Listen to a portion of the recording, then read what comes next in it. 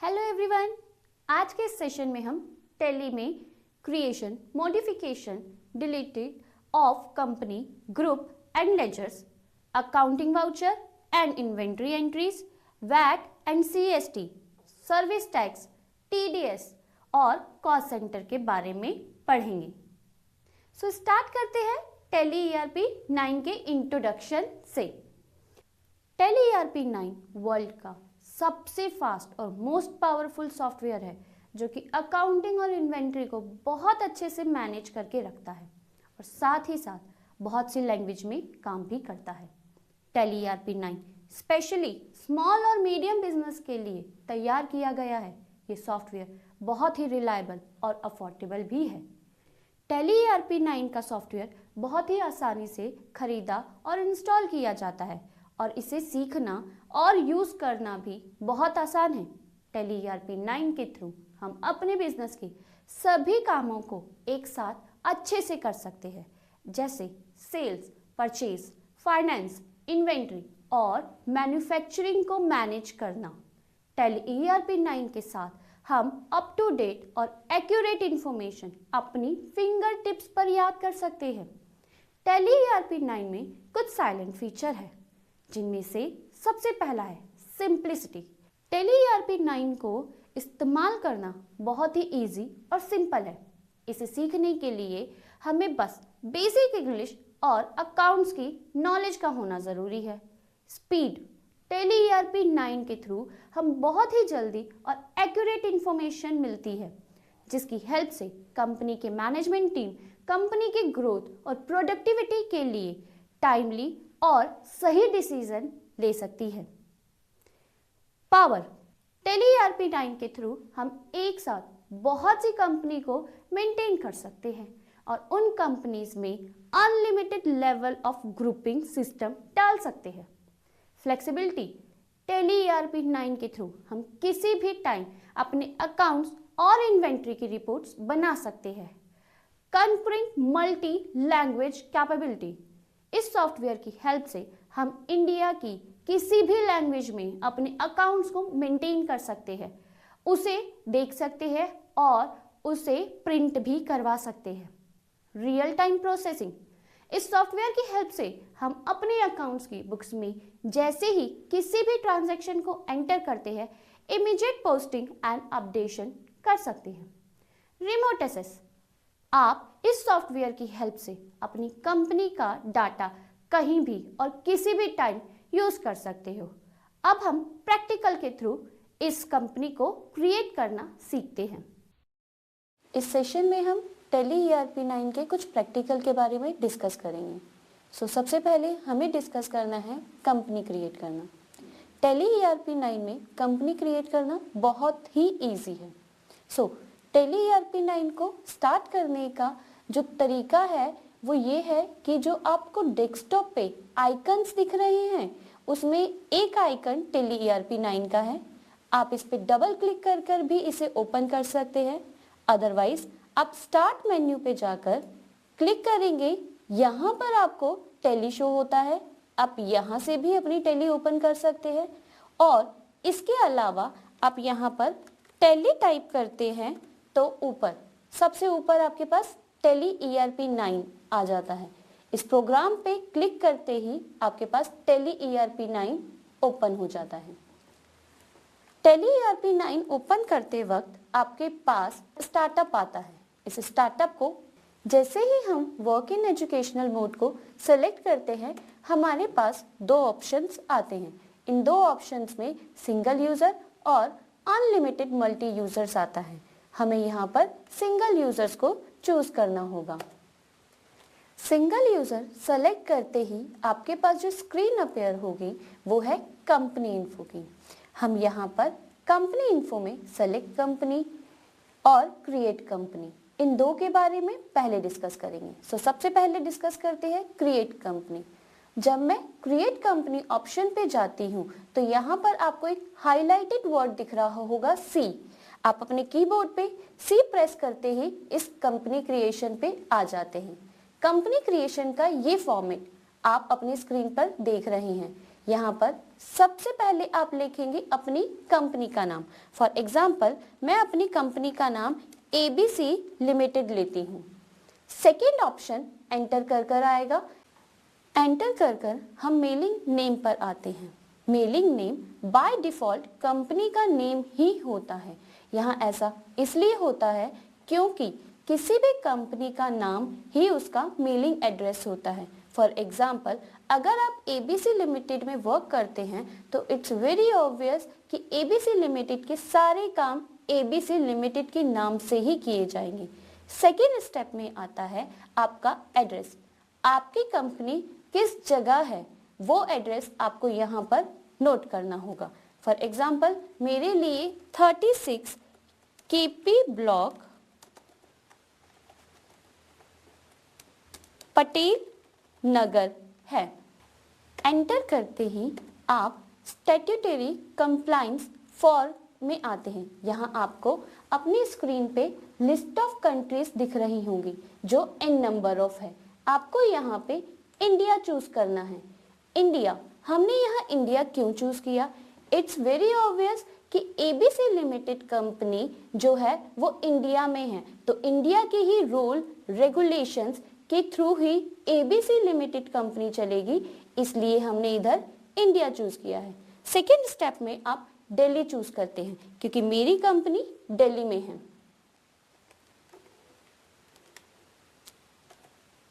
Pin code number, आप अपनी company जहां पर भी आपकी कंपनी है वहां का पिन कोड नंबर लिखेंगे। टेलीफोन नंबर, जो भी आपकी कंपनी का टेलीफोन नंबर है वो आप यहाँ पर लिखेंगे।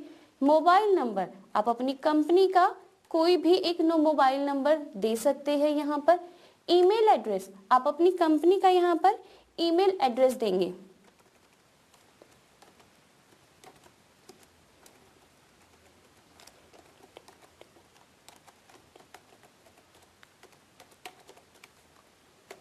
एंटर। अनेबल ऑटो बैकअप, यहाँ पर इसे आपको नो ही रखना है।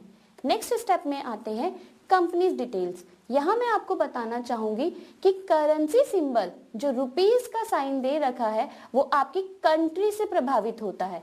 अगर आपने यहाँ पर यूके लिया है या कोई और कंट्री का नाम लिया है तो उसके हिसाब से ही आपकी करेंसी सिंबल जो है वो चेंज हो जाती है। क्योंकि मैंने यहाँ पर इंडिया लिया है सो इसलिए यहाँ पर रुपीस का साइन आया है। Next point, maintain. आपकी कंपनी किस टाइप की है? अकाउंट्स ओनली या accounts with inventory? Accounts with inventory वो कंपनीज चूज करती हैं जिनको अपने अकाउंट्स के साथ साथ इन्वेंट्री को भी मेंटेन करना होता है। फॉर एग्जाम्पल जितने भी आपके शॉपिंग मॉल्स हैं या फिर कोई भी शॉप वगैरह होती हैं वहां पर इन्वेंट्री के साथ साथ आपके डेटर्स, क्रेडिटर्स, इन सब का अकाउंट मेंटेन होता है, तो वो सब companies accounts with inventory choose करती हैं। और जबकि वो कंपनी जो सिर्फ और सिर्फ अकाउंट्स मेंटेन करना चाहती है, जैसे सिर्फ राम का, श्याम का, सीमा का, इन सब का अकाउंट मेंटेन करना है, कोई इन्वेंट्री का अकाउंट मेंटेन नहीं करना, तो वो अकाउंट्स ओनली में चूज करती हैं। मैं यहाँ पर अकाउंट्स विद इन्वेंट्री लेती हूँ। नेक्स्ट आता है फाइनेंशियल ईयर फ्रॉम। इंडिया में फाइनेंशियल ईयर 1 अप्रैल से शुरू होता है और 31 मार्च को खत्म होता है, तो मैंने यहाँ पर अपना फाइनेंशियल ईयर 1 अप्रैल 2016 लिया है। बुक्स बिगनिंग फ्रॉम, यहाँ अज्यूम किया जाता है क्योंकि कंपनी क्रिएट ही आज की डेट में हुई है, तो आज की ही डेट से आपकी कंपनी क्रिएट होगी और फाइनेंशियल ईयर भी उसी डेट से ही शुरू होता है, तो ये बाय डिफॉल्ट ही आ जाता है। Next point, Tally vault password. इस फीचर के थ्रू आप अपनी जितनी भी प्रैक्टिसेस, जितनी भी एंट्री टैली में करते हैं वो सिक्योर होती है। मैंने यहाँ पर एक रेंडमली कोई पासवर्ड दिया है, आप उस पासवर्ड को दोबारा से यहाँ पर रिपीट करेंगे। एंटर करते हैं, यूज सिक्योरिटी कंट्रोल, इस फीचर को यस करते हैं, एंटर, और यहाँ पर नेम ऑफ एडमिनिस्ट्रेटर का देना है कि कौन पर्सन है जो यहाँ पर बैठकर उस वर्क को हैंडल करेगा। पूजा, मैंने एक नाम दिया है यहाँ पर। पासवर्ड, उसका एक पासवर्ड देना है और उसी पासवर्ड को आपको यहाँ पर रिपीट करना है। अगर यहाँ पर जो वार्निंग दी गई है, इस वार्निंग के थ्रू ये बताया गया है कि अगर ये पर्सन इस पासवर्ड को भूल जाता है तो ये अपने डाटा पे वर्क नहीं कर सकता दोबारा।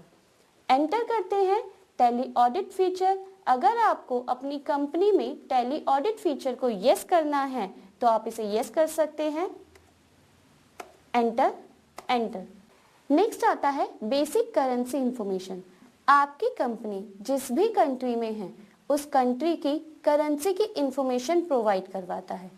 बेस करंट सिंबल, आपकी कंट्री इंडिया है सो इसका सिंबल रुपीस होगा, जिसका फॉर्मल नेम INR है। Number of decimal place 2 place तक आप रख सकते हैं। अदरवाइज अगर आपकी कंपनी डील करना चाहती है किसी और तरीके के वर्क में तो आप 3 और 4 भी ले सकते हैं। आगे बात करते हैं symbol of suffix to amount. Suffix का मतलब होता है आगे। दैट मीन्स अगर आप अपनी करेंसी का सिंबल अमाउंट के आगे देना चाहते हैं तो यहाँ इसे यस करेंगे, अदरवाइज नो रखेंगे। इंडिया में अमाउंट के पीछे रुपीस का साइन लगता है, इसलिए मैंने इसे नो रखा है, जबकि जापान में येन का साइन आगे लगता है तो इसे उस केस में यस करना होगा। एंटर करते हैं सिंबल फॉर डेसिमल पोर्शन, जिसमें हम पैसा लिखते हैं। Show amount in millions. यहाँ पर वो कंपनी यस करेंगी जो अपना वर्क इंटरनेशनल प्लेस वैल्यू के हिसाब से करना चाहती हैं, और जो कंपनी अपना वर्क इंडियन प्लेस वैल्यू के अकॉर्डिंग करना चाहती है वो इसे नो करेंगी। नेक्स्ट आता है put a space between amount and symbol. अगर आपको अपनी करेंसी और करेंसी के सिंबल पे स्पेस चाहिए तो आप इसे यस कर सकते हैं। और decimal place for printing amount in words. Decimal के बाद आपको कितने अमाउंट तक का नंबर चाहिए आप इसे वहां पे शो कर सकते हैं। एंटर करेंगे, एक्सेप्ट करेंगे आपका टेली पासवर्ड जो आपने पहले दिया था, यहाँ पर उस पासवर्ड को टाइप करना है। एंटर कीजिए। यूजर नेम, आपने एक यूजर नेम दिया होगा और उसका एक पासवर्ड भी दिया होगा। एंटर करते हैं। ये स्क्रीन बताती है आपकी कंपनी क्रिएट हो रही है।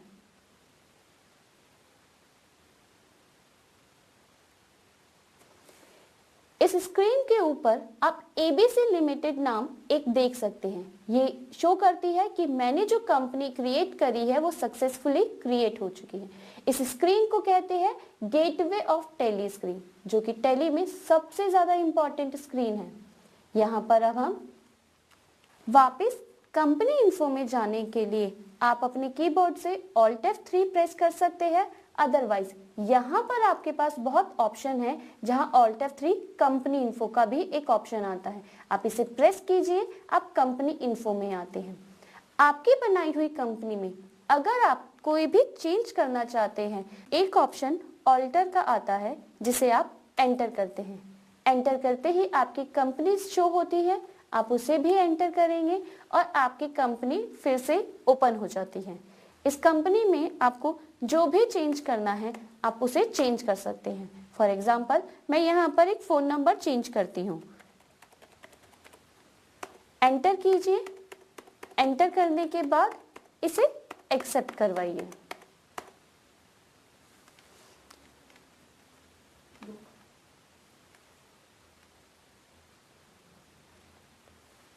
यहाँ हमने क्रिएट कंपनी और कंपनी में ऑल्टर करना सीखा। अब आती है बात शट कंपनी की।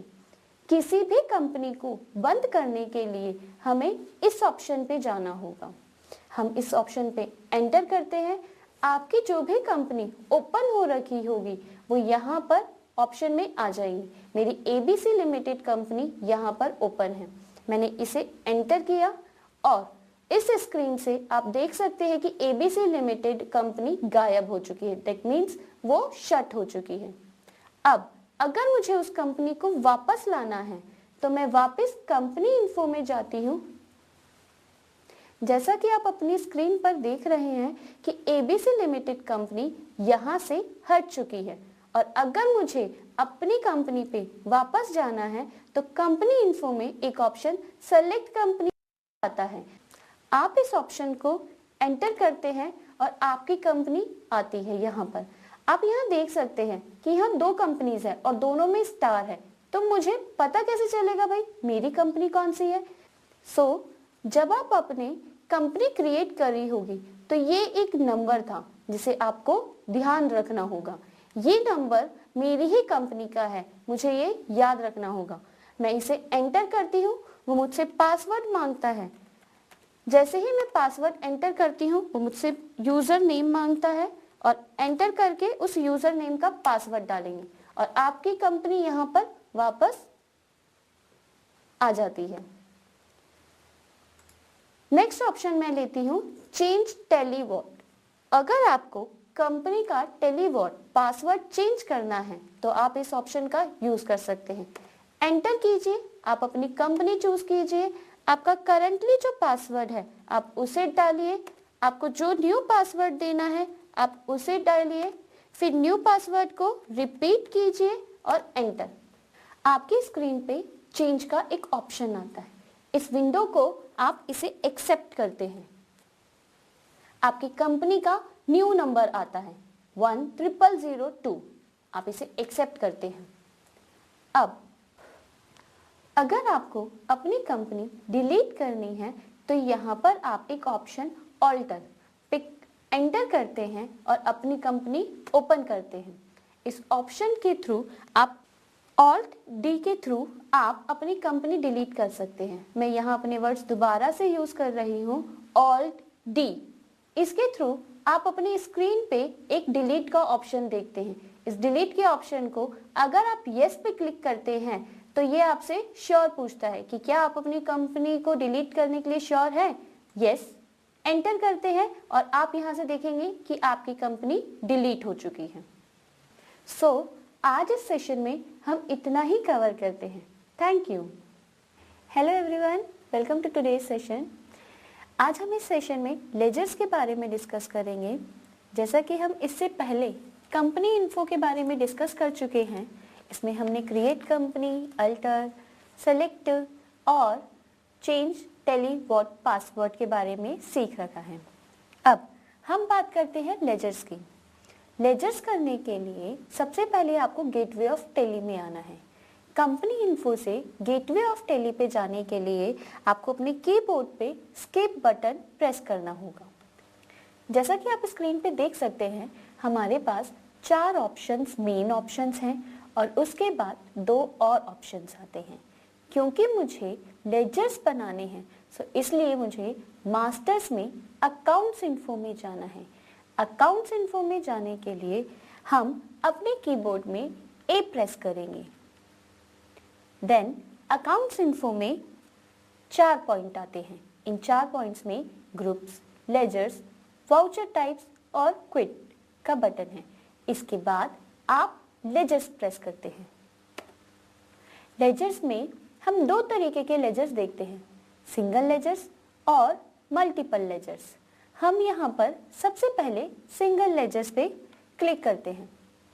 इसके बाद आपको यहाँ पर अपने लेजर का नाम टाइप करना है। फॉर एग्जाम्पल मैं यहाँ पर सेल्स लेजर्स लेती हूँ। एंटर करते हुए अंडर आएंगे।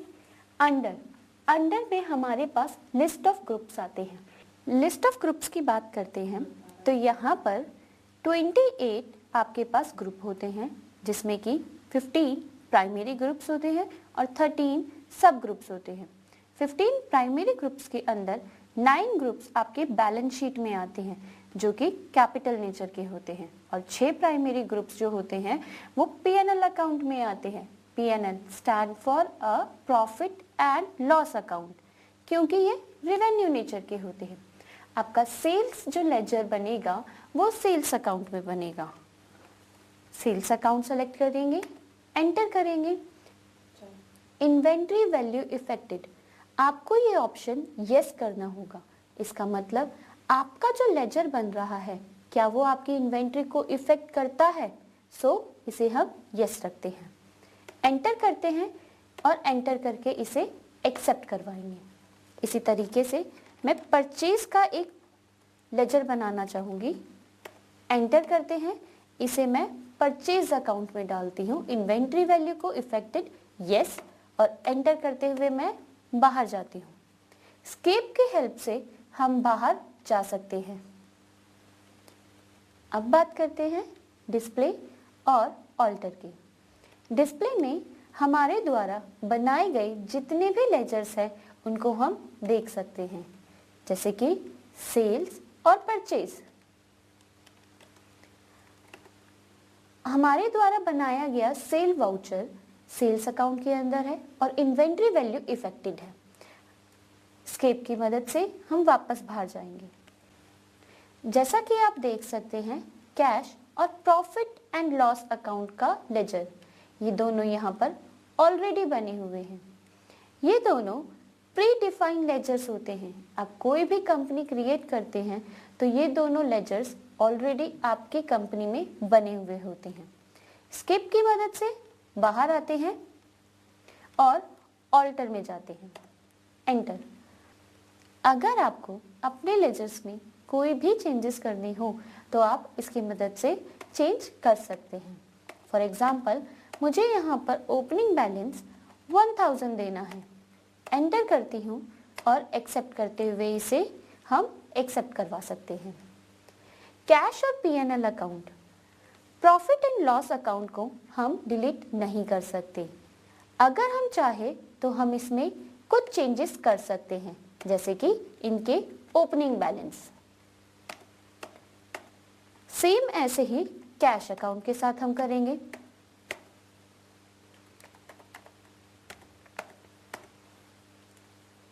एस्केप की मदद से बाहर आते हैं। बात करते हैं मल्टीपल लेजर्स की। मल्टीपल लेजर्स आपको एक साथ बहुत सारे लेजर्स बनाने में मदद करता है, जैसे कि आप यहाँ पर ऑल ग्रुप्स डालते हैं या फिर सन्ड्री डेटर्स डालते हैं। मैंने यहाँ पर सन्ड्री डेटर्स लिए हैं। मेरा जो लेजर बनाने का काम है, यहाँ पर मैं सिर्फ और सिर्फ अपने डेटर्स के लेजर्स बना रही हूँ। सन्ड्री डेटर्स वो लोग होते हैं जिनसे मुझे पैसे लेने होते हैं। सो मैं राम का एक अकाउंट बनाती हूँ जिसका ओपनिंग बैलेंस 1000 है। बिल वाइज डिटेल्स, इसके बाद आप एक सीमा का अकाउंट बनाते हैं।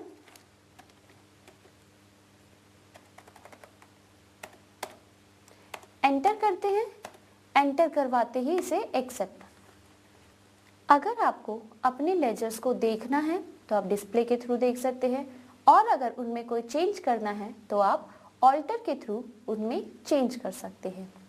क्विट की हेल्प से आप बाहर जाएंगे। लेजर्स हमारे कंप्लीट होते हैं। इस सेशन में हम अकाउंटिंग वाउचर्स के बारे में पढ़ेंगे। इससे पहले हम कंपनी इन्फो में कंपनी क्रिएट करना पढ़ चुके हैं, लेजर्स बनाना पढ़ चुके हैं। सो आइए अब हम अकाउंटिंग वाउचर्स पे आते हैं। जैसा कि आप अपनी स्क्रीन पर देख सकते हैं कि हमारे पास गेटवे ऑफ टेली की स्क्रीन ओपन है। इस स्क्रीन के अकॉर्डिंग हमें अकाउंटिंग वाउचर पे जाना है। वी एक हाईलाइटेड वर्ड है। आप अपने कीबोर्ड पे जाकर वी प्रेस कर आप अकाउंटिंग वाउचर ओपन कर सकते हैं। ये हमारे अकाउंटिंग वाउचर्स की एक स्क्रीन है। ये हमारे वाउचर्स का इंटरफेस है। हमारे पास कुछ वाउचर्स होते हैं। इन वाउचर्स में सबसे पहला वाउचर हमारे पास कॉन्ट्रा वाउचर होता है, जिसको हम F4 के थ्रू लेकर आ सकते हैं। Contra voucher, Contra voucher basically company में बैंक और कैश की ट्रांजैक्शंस के लिए यूज़ किया जाता है। जैसे कैश एट बैंक अगर आप सबमिट करवाते हैं या फिर बैंक में से कोई भी कैश निकलवाते हैं तो उसे हम कॉन्ट्रा वाउचर में एंटर करते हैं। दूसरा वाउचर हमारा पेमेंट वाउचर है। पेमेंट वाउचर, अगर आप किसी भी तरह की पेमेंट करते हैं तो उसे आप पेमेंट वाउचर में शो करते हैं। फॉर एग्जाम्पल, अगर आपने इलेक्ट्रिसिटी बिल पे किया है, रेंट पे किया है, सैलरी पे करी है, आप उसे पेमेंट वाउचर में शो करेंगे। तीसरा वाउचर F6 रिसिप्ट वाउचर आता है। किसी भी तरीके की पेमेंट अगर आप रिसीव करते हैं तो आप उसे रिसिप्ट वाउचर में लिखते हैं। जैसे आपको कोई कमीशन मिलती है, आपको सैलरी मिलती है, रेंट मिलता है, कोई भी वो रीज़न जिसकी वजह से आपके कैश या बैंक डेबिट होता है, वो रिसिप्ट वाउचर में आता है। नेक्स्ट वाउचर आता है आपका F8 सेल्स। सेल्स वाउचर के अंदर कंपनी के थ्रू की गई जितनी भी सेल्स ट्रांजैक्शंस होती हैं वो सारी सेल्स वाउचर्स के अंदर ही आती हैं।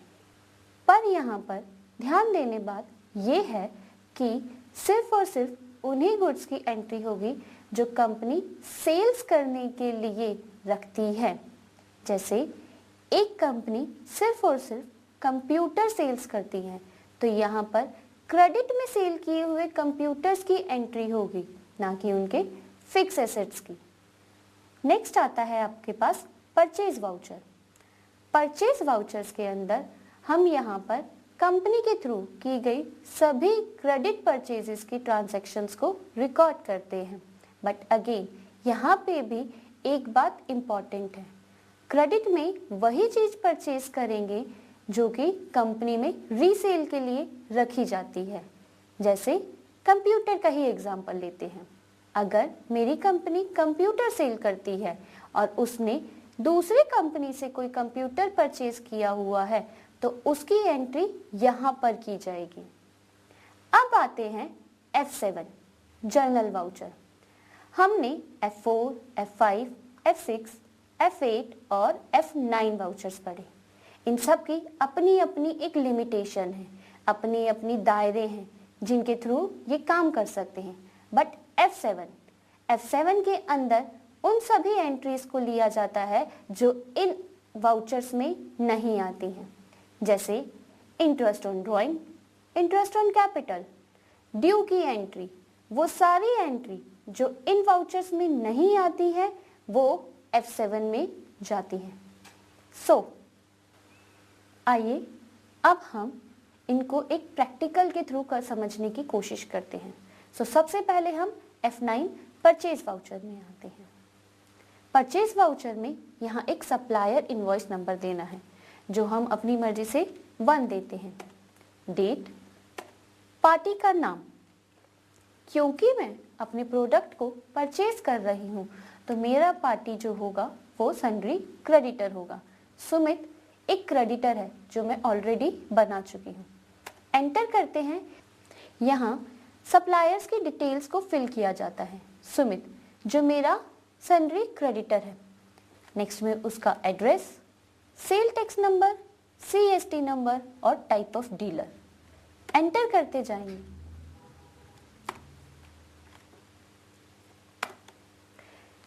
यहाँ सप्लायर्स की डिटेल्स आती हैं।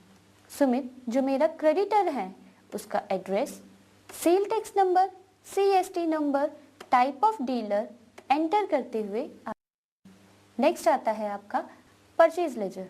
यहाँ पर आपके पास लिस्ट ऑफ लेजर्स में से आपके पास परचेज लेजर बना हुआ है, आप इसे सेलेक्ट कर सकते हैं। नेम ऑफ आइटम, आपको अपने प्रोडक्ट को बनाना है, आप क्या सेल कर रहे हैं या परचेज कर रहे हैं। Alt+C की सहायता से मैं स्टॉक आइटम क्रिएशन में जाती हूँ। मेरी प्रोडक्ट का नाम है इंग्लिश बुक।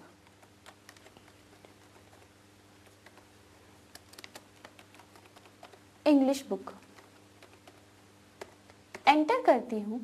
अंडर के लिए Alt+C प्रेस करते हैं और यहाँ पर मैं स्टेशनरी लिखती हूँ, स्टेशनरी, और इसको अंडर डालते हैं प्राइमरी में। एक्सेप्ट करवाते हैं। यूनिट्स, इंग्लिश की जो बुक्स है वो किस यूनिट्स के हिसाब से बिकती है। फॉर एग्जाम्पल नंबर्स में बिकती है, दर्जन में बिकती है, किलो में बिकती है या कैसे। मेरी इंग्लिश की बुक नंबर्स में बिकती है तो इधर NOS लिखते हैं और उसका फॉर्मल नंबर नंबर्स लिखते हैं। एंटर करके उसे एक्सेप्ट करवाते हैं। Enter enter. आपके यहाँ पर क्वांटिटी शो होती है। 100 क्वांटिटी एंटर करते हैं। 250 की एक बुक है, एंटर करते हैं। एंटर करते हुए नीचे आएंगे और लास्ट में नरेशन लिखनी है। यहाँ नरेशन को इम्पॉर्टेंट पार्ट इसलिए माना गया है क्योंकि इसके थ्रू आप अपनी एंट्री को जांच सकते हैं कि ये एंट्री किस लिए की गई है। फॉर एग्जाम्पल यहाँ मैं नरेशन लिखती हूँ for goods purchased bye Sumit on credit. Enter करते हुए इसे एक्सेप्ट करवाते हैं। नेक्स्ट हम करते हैं सेल्स F8। यहाँ एक रेफरेंस नंबर देते हैं, पार्टी का नाम, क्योंकि मैं सेल कर रही हूँ तो मेरी जो पार्टी होगी वो डेटर होगी। राम मैं ऑलरेडी बना चुकी हूँ जो कि मेरा एक सन्ड्री डेटर है। एंटर करते हुए नीचे की तरफ आएंगे और यहाँ डिटेल्स फिल करेंगे। डिलीवरी नोट अगर तो कोई आपके पास है तो आप उसे लिखेंगे। डिस्पैच के लिए कोई ऑर्डर नंबर है, मोड ऑफ पेमेंट है, कोई रेफरेंस है, इस तरीके से हम इसे फिल करेंगे। बायर्स की डिटेल्स, राम का एड्रेस, उसका sale tax number, CST number और type of dealer. Sales ledger select करते हुए नीचे आते हैं। इंग्लिश की बुक, मैं यहाँ पर वही अपनी इंग्लिश की बुक सेलेक्ट करती हूँ और मैंने 50 बुक्स सेल्स कर दी 300 की। एंटर करते हुए नीचे आते हैं और नरेशन लिखते हैं for goods sales to Ram. Enter करके बाहर आते हैं।